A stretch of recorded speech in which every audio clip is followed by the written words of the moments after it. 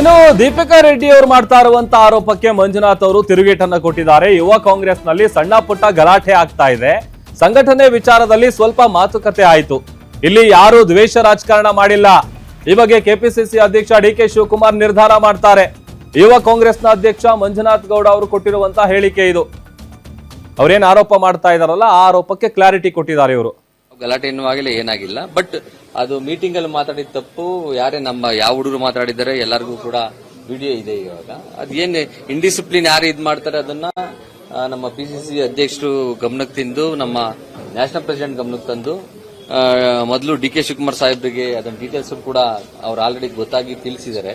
ಆ ಡೀಟೇಲ್ಸ್ ಕೂಡ ಕೊಡ್ತೀವಿ. ಅದಾದ ನಂತರ ಅವ್ರು ಏನ್ ಕಾಲ್ ತಗೊಂತಾರೆ ಆರ್ಗನೈಸೇಷನ್ ಇಂದ ಅದ್ ಮಾಡ್ತೀವಿ. ಈಗಿರೋ ಯೂತ್ ಕಾಂಗ್ರೆಸ್ ಮತ್ತೆ ಬೆಳೀತಾ ಇರೋ ರೀತಿ ಇತ್ತೀಚೆಗೆ ಕಾಂಗ್ರೆಸ್ ಪಕ್ಷದಲ್ಲಿ ಇತ್ತೀಚಿನ ಒಂದು 10-15 ವರ್ಷದಲ್ಲಿ ಯೂತ್ ಎಲ್ಲ ಬಹಳ ಅಗ್ರೆಸಿವ್ ಇರ್ತಾರೆ.